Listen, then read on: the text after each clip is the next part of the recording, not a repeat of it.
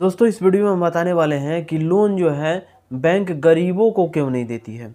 आप जो है लोन किस प्रकार से ले सकते हैं, मध्यम वर्ग के हों, किसान हो या छोटा बिजनेस हो, छोटा व्यापार हो, उसमें आप किस प्रकार से लोन ले सकते हैं सभी बैंक से।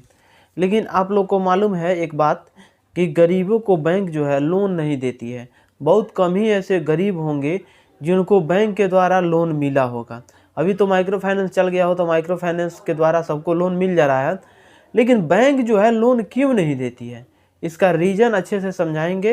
वीडियो में लास्ट तक बने रहिएगा। आगे बढ़ने से पहले आप लोग से छोटा सा रिक्वेस्ट है कि अभी तक मेरे चैनल को सब्सक्राइब नहीं किया था सब्सक्राइब कर लीजिएगा, बेल आइकन को प्रेस कर लीजिएगा ताकि सभी नोटिफिकेशन आप लोग को मिलता रहेगा। दोस्तों सबसे पहले इसमें कुछ आंकड़ा है जो आपको समझना एकदम ज़रूरी है। आप लोग को बता दूं कि 100% में से 18% जो लोन होता है वो मिलता है कृषक को। जो किसान वर्ग के लोग हैं उनको जो है 100% में से 18% के लोगों को ये लोन मिलता है। 18% आपको जो है 10% जो मध्यम वर्ग के लोग हैं, न्यूनतम जो गरीब हैं, 10% लोग हैं जिनको लोन मिलता है। गरीब लोग, वो भी गरीब में से जो संपन्न व्यक्ति है जिनका उतना सोर्स पैरवी है, उन लोगों को 10% लोन मिल जाता है। उसके बाद से मध्यम वर्ग के व्यापार जो होते हैं, जो छोटे छोटे उद्योग किए हैं, जैसे किराना स्टोर खोले हैं, स्लीपर का कोई छोटा सा मोटा बिजनेस किए हैं, कैंडल का बिजनेस किए हैं, गाय का डेयरी फार्म खोल लिए हैं, उसमें कुछ बिजनेस कर रहे हैं, तो उसमें वैसे लोगों को 7.5% यानी 7.5% जो है 100% में से 7.5% लोगों को लोन मिल जाता है। अब इतना अब छांटने के बाद से बच गया 60 से 61%। तो वो 60-61% में कौन आते हैं? तो उच्च वर्ग के लोग जो बड़े बड़े बिजनेस किए हैं, जिनके पास बहुत सारा संपत्ति है, जो लोग 10 बीघा 4 बीघा के खेती करते हैं, अपना खुद का खेती है, उन लोगों को इतना पैसा 60-61% में इन लोगों का मिलता है। एक और बात आप लोग समझ लीजिए कि जितना सारा बैंक है, प्राइवेट बैंक हो, सरकारी बैंक हो, जितना सारा बैंक हो, वो कभी भी बाप का पैसा ग्राहक को नहीं देते हैं। यानी खुद के कमाए हुआ पैसा, अपने रखा हुआ पैसा वो लोग कभी इन्वेस्ट नहीं करते हैं। तो फिर वो पैसा कहाँ से आता है कि इतने सारे लोगों को लोन दे देते हैं। देखिए आज तक कल स्मॉल फाइनेंस बैंक बहुत सारा खुल गया है, माइक्रो फाइनेंसिंग बहुत सारा खुल गया है, लेकिन पैसा आता कहाँ से है? क्या ये पैसा अपने पॉकेट से देते हैं? तो नहीं।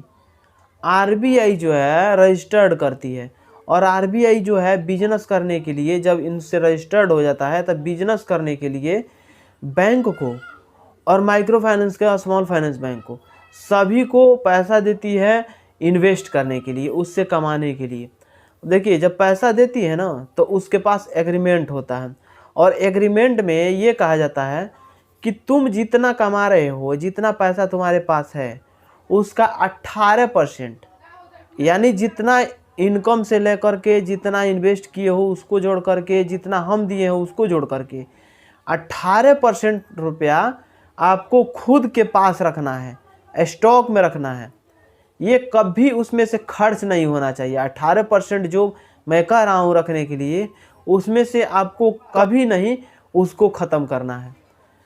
उसके बाद से देखिए क्या करता है, आरबीआई ने 4% अपने पास रख लेता है। उसमें से जो देता है और जो इसका इनकम है उसमें से 4% खुद के पास रखता है।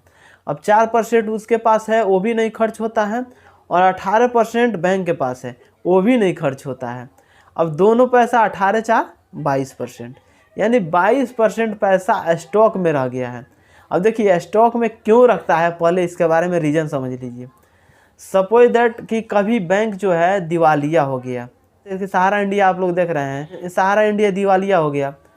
अब इसमें जो है बहुत सारे लोगों को आप पैसा जो है फंस गया है, और जो पैसा ग्राहक का फंसा है उसको ऑनलाइन किया जा रहा है, और ऑनलाइन करके आरबीआई के द्वारा उस पैसा को रिफंड दिया जा रहा है।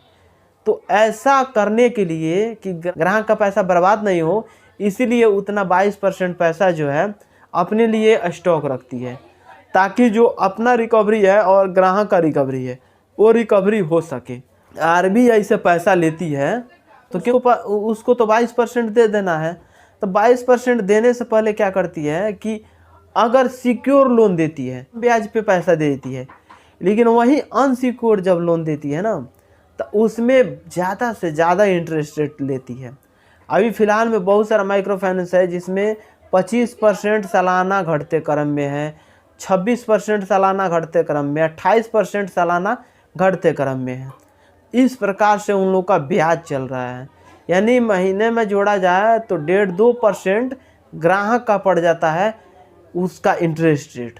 तो इस प्रकार से इतना ज़्यादा इंटरेस्ट रेट लिया जाता है ग्राहक से कि तो आशा करता हूँ आप लोगों को अच्छे से समझ में आ गया होगा। अगर समझ में आ गया होगा तो एक लाइक कर दीजिएगा, शेयर कर दीजिएगा दोस्तों के पास, सब्सक्राइब जरूर करके रखिएगा। मिलेंगे नेक्स्ट वीडियो में। आज के लिए बस इतना ही। जय हिंद।